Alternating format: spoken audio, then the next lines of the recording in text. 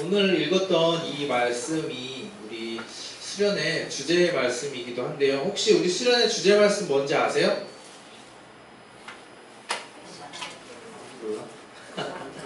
네, 맞추면 제가 선물 드리려고 했는데 패션 리더는 전신갑주를 입는다 라는 주제로 우리가 주보에 일단 나와 있긴 했는데 아직 주보를 잘 안 보셨나봐요. 우리 패션 리더가 뭘까요? 패션 리더, 패션 피플 뭐 이렇게 얘기하기도 하죠. 안 들어보셨어요? 패션 리더?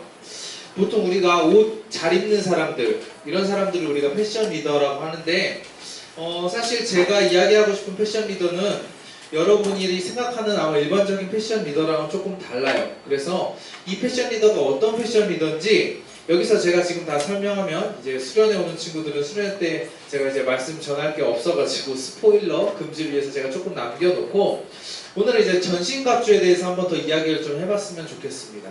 여러분, 전신갑주는 뭘까요? 전신갑주, 갑주라고 하니까 뭔가 딱 우리 갑옷이라는 느낌이 딱 들잖아요. 그리고 보통 이 그림처럼 이런 갑옷을 많이 생각을 하게 됩니다. 그럼 갑옷의 용도는 뭘까요? 갑옷을 뭐 할 때 입는 걸까요? 지난주에 저희가 이제 다윗이랑 골리앗 이야기를 할 때 사울이 다윗한테 뭐를 해줬죠? 또 제가 또 어려운 질문을 지난주 얘기를 드렸어요. 사울이 다윗한테 자기가 입은 갑옷이랑 칼이랑 투구랑 이런 것을 씌워서 줬어요.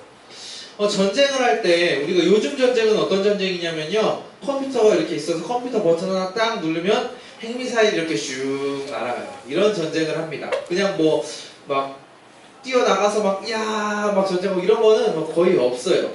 근데 우리가 예전 전쟁을 생각해 볼게요. 예전 전쟁의 필수 아이템은 뭐가 있을까요?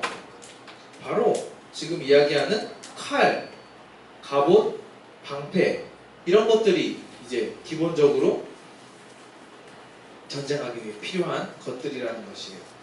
자, 칼은 이제 우리가 공격을 하기 위한 것이고, 갑옷과 방패는 이제 그 공격을 막기 위한 건데요. 자, 칼의 용도, 방패의 용도, 우리가 어떻게 쓰는지 영상을 우리 잠깐 하나 보도록 하겠습니다. 과연 칼과 방패는 어떻게 쓰는 것인가? 영상. 형, 빨리 해. 나 지금 농동말을. 알았어. 자, 가위바위보! 가위바위보!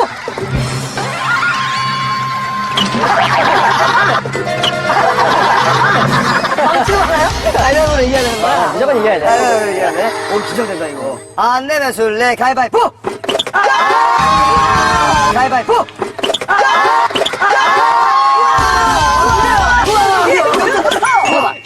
아니, 근데 절실하구나, 이 친구 오늘. 절실해. 진짜 한번 때리고. 가위바위보! 가위바위보!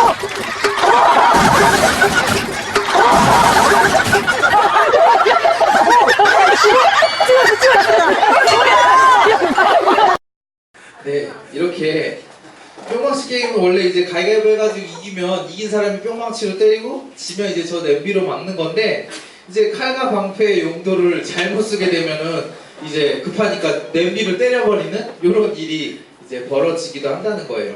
우리가 또 잘 아는 방패 잘 쓰는 사람 하면 누가 생각나요?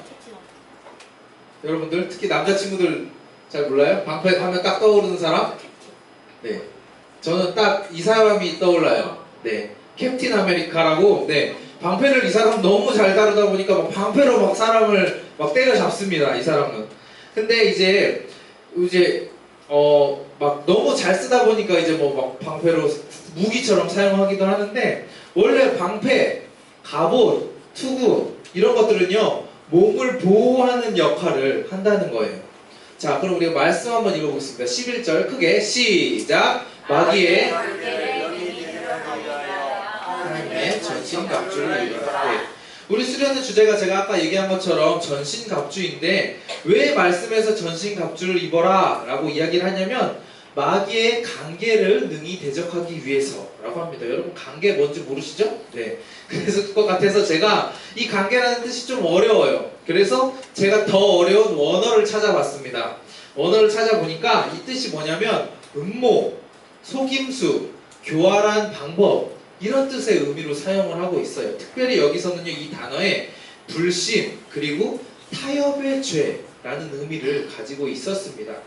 자, 그래서 성경을 보면요, 12절은 너네 마귀의 유혹, 마귀의 속임수에 조심해야 돼 이렇게 이야기하고, 이어서 12절을 보면 한번 읽어볼게요. 시작. 우리의 씨름은 혈과 육을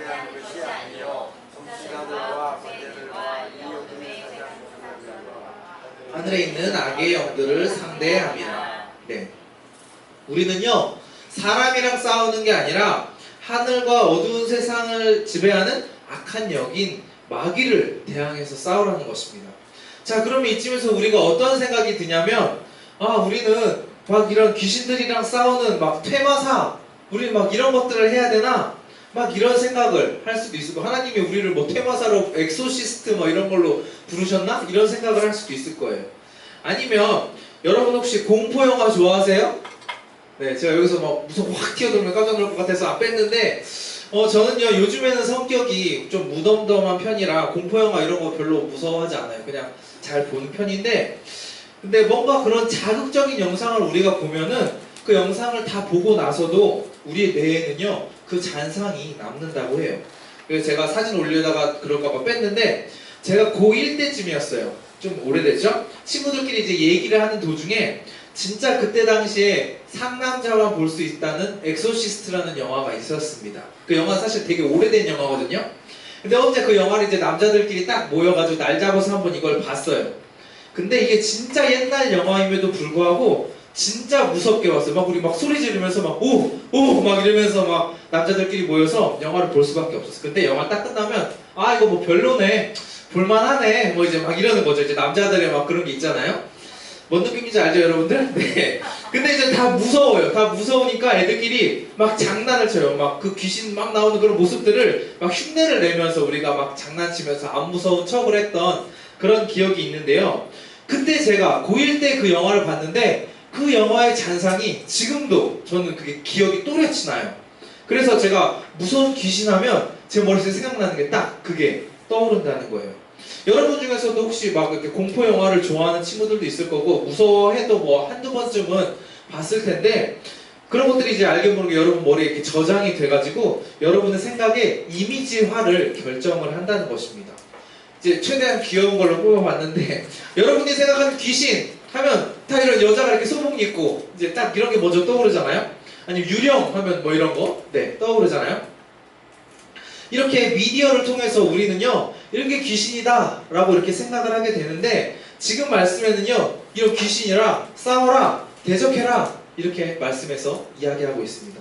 그러니까 우리는 이런 귀신이랑 막 싸우려고 생각하면 영화에서 봤던 것들, 이제 이런 것들을 떠올리는 거예요. 막 십자가 들고 야 물러가라 막 이러거나, 막 마늘 뿌리고 막 성수를 뿌리고 막 이제 이렇게 우리가 귀신을 때려잡아야 되나 이런 생각을 할 수도 있을 것인데, 성경에서 말하는 것은 전혀 그런 것들이 아닙니다.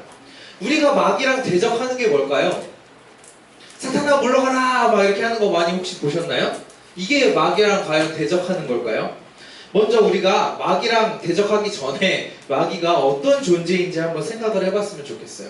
우리 3장 7절 한번 읽어보겠습니다. 시작. 또한 의인에게도 선한 증거를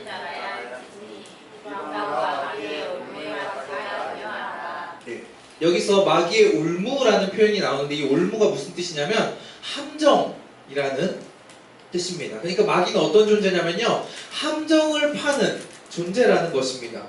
여러분들 혹시 늑대 잡는 법 아세요?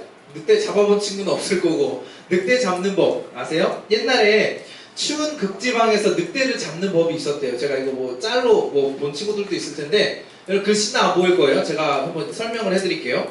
늑대는요 엄청 똑똑하대요. 똑똑해서 옛날에 막 칼로 뛰어다니면서 막 늑대를 잡거나 뭐 이렇게 창으로 막 이렇게 던져서 늑대를 잡는 거는 되게 어렵다고 합니다. 근데 어떻게 얘를 잡냐면, 여기 되게 추운 동네예요. 추운데 칼에다가 이제 피를 묻혀가지고 딱 놔둬요. 그러면은 거기가 추우니까 피가 금방 이제 피로 만든 고드름이 된다고 합니다.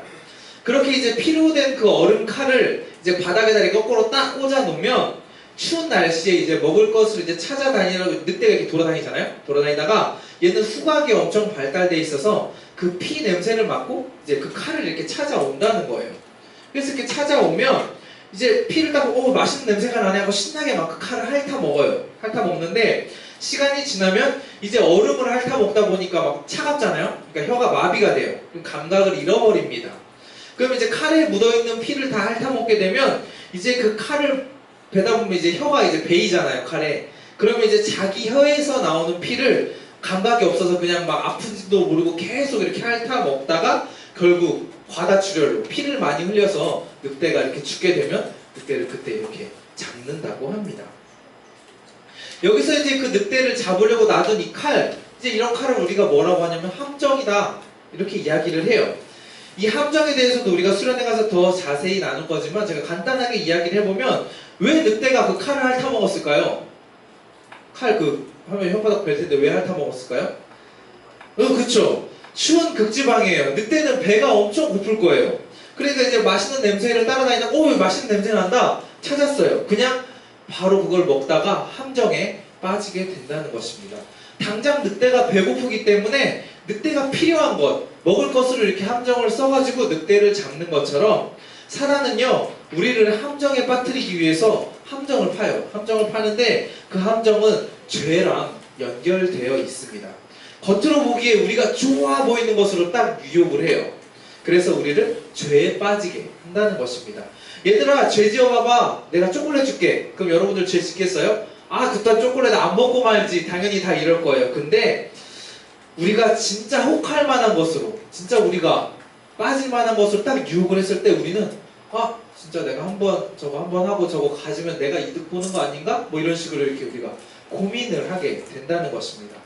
사단은요, 항상 우리를 죄짓게 하고 하나님과 멀어지게 하는데 열심을 내는데 성경을 보면요, 사람을 죄에 빠뜨리려는 많은 사단의 모습들을 볼 수 있어요. 우리가 잘 아는 창세기를 보면 아담과 하와한테 하나님이 얘들아 너 선악과 먹으면 안 돼 라고 했는데 사단이 아니야 먹어도 안 죽어 이렇게 이야기를 합니다. 욥기에서는 이유 없이 막 욥의 삶을 막 괴롭게 해요. 재산도 빼앗고 건강도 빼앗고 가족도 빼앗기까지 합니다.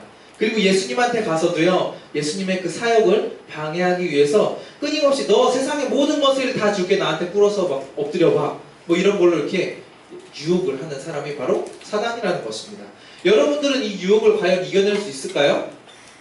네, 나는 이겨낼 수 있어 라고 생각하는 친구들도 있을 거고 나는 조금 힘들 것 같은데 생각하는 친구들도 있을 텐데 여러분들 어릴 때 막 엄마들이 이렇게 병원 가기 싫다고 막 버틸 때 그럼 내가 뭐 사줄게 병원 가자 이런 거 한번 여러분 당해보신 적 있으신가요? 저는 되게 많이 당했던 것 같은데 뭐 장난감 사줄게 병원 가자 이러는 거예요. 그러면은 병원 진짜 가기 싫은데 그냥 한번 따라가다가 이제 막 울고 난리 병원에서 하고 그러다가 이제 결국 장난감 먹고 막 이런 경험을 해본 적이 있는지는 모르겠는데 사단이요 우리를 유혹할 때는 아까도 얘기했지만 절대로 결코 우리가 보기에 막 허접한 거 이거 이 정도 별거 아니지 이런 것들로 유혹하지 않는다는 거예요. 진짜 내가 혹할 만한 것, 내가 좋아하는 것, 내가 빠지고 싶어하는 것으로 유혹을 하는데 진짜 한번 우리 한번 무식하게 한번 생각을 해볼게요. 진짜 단순하게 학교 앞에 신천지 같은 뭐 2단에서 사람이 딱 나왔어요.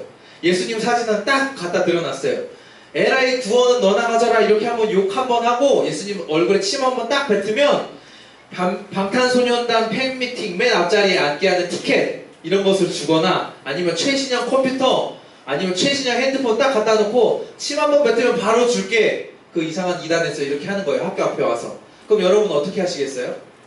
속으로 뭐 한번 욕하고 침 뱉는다고 해가지고 지옥 가지는 않겠죠? 하나님 죄송해요 하고 침 한번 딱 뱉고 그거 받아올 수도 있을 것입니다. 한 번쯤은 괜찮을까요 하나님? 뭐 이렇게 하나님 앞에 물어볼 수도 있을 거예요. 이런 것들에 대해서 우리가 되는지 안 되는지 이래도 해도 되는지 안 되는지 이런 것들에 대해서 기준을 세워주는 게 뭐냐면요 바로 말씀입니다. 우리 안에 하나님의 말씀이 바로 세워져 있어야 세상 가운데서 이 말씀을 기준으로 내가 해도 되는 일인지 안 해도 되는 일인지 결정을 할 수 있다는 거예요. 우리 전신갑주가 어떤 건지 한번 보면 14절에서 17절 우리 한번 쭉 읽어볼게요. 시작! 그런즉 서서 진리로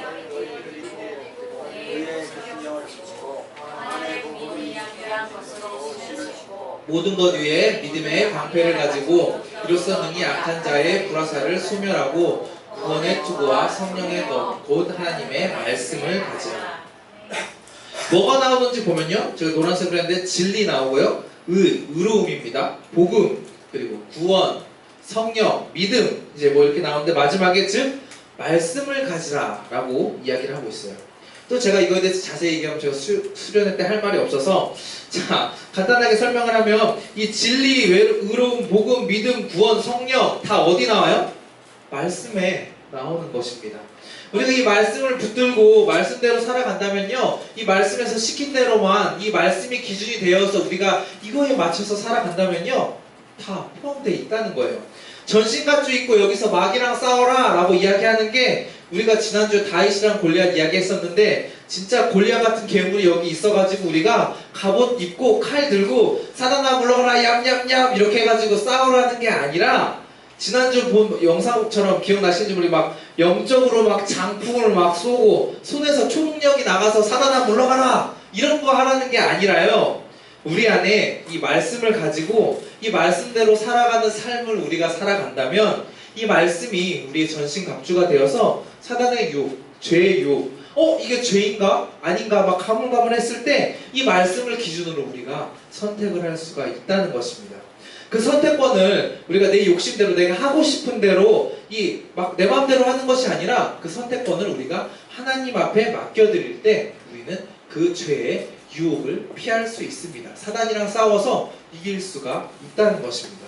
당연히 근데 우리에게 말씀이 없다면 기준이 없어요. 옆에서 해보라고 막 꼬셔요. 그러면 그럴 때 자연스럽게 우리도 모르게 하나님이 선택하시고 하나님의 뜻대로 살아가는 것이 아니라 그냥 내 마음대로, 말씀 모르면 그냥 하고 싶은 대로 살아야지, 세상에 밖에 가면 많은 사람들이 지금 그렇게 살아가고 있어요. 늑대가 피 묻은 칼을 이렇게 핥다가 자기 피를 흘려가지고 죽는 것처럼 우리도 모르게 죄에 빠지게 된다는 것입니다. 그리고 그 죄의 결과가 들이닥칠 때까지 다른 사람들은 그게 죄인지도 모르고 그냥 살아가게 되고, 우리는 그게 말씀을 보면서 이게 죄이구나, 이게 죄라는 걸 알면 우리가 실수로 죄를 지을 수 있어요. 죄를 지었다 하더라도 하나님 잘못했습니다 회개하고 바로 내려놓을 수가 있다는 것입니다. 그렇기 때문에 우리는요 그냥 교회 다니는 게 중요한 게 아닙니다. 우리 안에 말씀이 있어야 합니다. 제가 여러분들이 말씀에 대해서 잘 알고 있잖아요. 그러면요 제가 앞에서 성경을 이야기하면서 이상한 소리를 할 수도 있어요. 이상한 소리를 해도 그런가 보다, 그냥 들리는 대로 다 맞는가 보다 그냥 이렇게 하는 게 아니라 전도사님 그 말씀 좀 그거 이상한 것 같은데요? 그 말씀이 좀 틀린 것 같은데요? 생각하고 이야기할 수 있어요. 이런 이야기는 저는 언제든지 환영을 합니다. 예배 끝나고 뭐 이상한 거 있으면 언제든지 이야기하세요. 근데 우리가 말씀에 대해서 모르잖아요. 모르면 막 이상한 이당에서 막 엉뚱한 소리 막 길 가다가 잡아가지고 뭐 이상한 얘기하는 거 우리가 듣고 진짜 이게 하나님이 원하시는 건가? 하면서 이상한 소리에 따라갈 수도 있다는 것입니다. 그래서 이 세상에서 여러분들이 살면서 이런 거를 구분할 수 있도록 해주는 것, 진짜 하나님의 말씀과 엉뚱한 소리를 구분하게 해주는 이 전신갑주가 바로 말씀이라는 것입니다. 그래서 이 말씀이 우리의 말씀이 되었을 때 우리의 삶에서 우리의 힘으로 막 내가 강해져가지고 내가 막 마귀랑 전신갑주 입고 막 싸워서 막 마귀를 때려잡고 막 이러는 것이 아니라 하나님의 도우심을 우리가 구하게 된다는 것입니다. 우리는 말씀을 통해서 우리가 아무것도 할 수 없음을 인정하게 되고 다 내려놓고 우리는 더욱더 주님을 의지하게 하는 것이 바로 말씀이라는 것입니다. 여기 계신 모두가 말씀으로 세상에 속지 않고 주님으로 승리하시는 저 여러분 되시길 소원합니다. 아멘. 네, 제가 말씀을 마치려고 합니다. 그 전에 한 가지 이야기를 하나 해드릴게요. 미국에 어떤 작은 회사가 있었어요. 그 회사에서 집에서 피 한 방울을 딱 뽑으면 수백 가지의 질병, 딱 뽑으면 감기, 딱 뽑으면 당뇨, 딱 뽑으면 암, 이런 걸 이렇게 찾아주는 기계를 발명을 했어요. 근데 미국은요, 우리나라처럼 막 의료보험이 잘 돼 있지 않아가지고 병원비가 엄청 비싸다고 합니다. 근데 이제 가정에서 이 기계를 딱 사놓으면 병을 진단할 수가 있어요. 그러니까 기계가 엄청 인기가 있었겠죠? 그러니까 사람들한테 엄청 팔리고, 막 미국의 대기업들도 막 이 작은 기업에다 막 후원하고 투자하고, 미국의 국방부랑도 막 계약을 체결했다고 해요. 그래서 이 기계를 만든 회사의 창업자는 이 사람이에요. 엘리자베스 홈즈라는 사람인데, 명문대를 졸업했고요. 집안도 명문가고요. 말도 잘하고요. 여러분 보시기 예쁘신가요? 네, 얼굴도 뭐 하고 미국에서는 뭐 거의 제2의 스티브 잡스로 불릴 정도로 막 엄청난 사람이었어요. 그래서 미국에서 뭐 가장 부유한 400명 중에 한 명으로 뽑히고 타임지가 선정하는 가장 영향력 있는 100명 중에 한 명으로 뽑힐 정도로 엄청난 그런 대기업으로 갑자기 확 이렇게 성장을 했다는 거예요. 그래서 그 기계를 팔아가지고 그 회사는요, 그 기업 가치가 그냥 작은 중소기업에서 10조까지 올라갔다면, 여러분 10조, 저는 사실 뭐 얼마인지 감도 안 오는데 그 기업이 10조짜리 기업이 되었대요. 근데 얼마 있다가 그 미국이 깜짝 놀란 일이 있었는데 그 기계가 사실은 뻥이었다는 것입니다. 사람들 모두가 다 이 사람의 그 달콤한 말빨, 이 사람의 말을 엄청 잘했대요. 그래 이 말빨에 속고 막 이 거짓말에 다 속아가지고 이 기계는 수백 가지의 질병을 다 찾아주는 게 아니라 한 10가지의 질병을 찾아줄 수 있었대요. 근데 그 10가지의 병을 찾는 기술도 다른 회사 기술 거를 이렇게 베껴온 것이라는 것입니다. 그래서 이 사건을 가지고 진짜 책으로 만들어질 정도로 이 사건이 미국에서는 엄청 유명한 사건이었는데, 사실 조금만 더 주의 깊게 살펴봤어도 사기라는 것을 알 수 있었지만 달콤한 그 거짓말, 사람의 이 말빨에 속아서 미국이라는 이 엄청난 나라 전체가 막 흔들릴 정도로 큰 사건을 만들어냈다는 것입니다.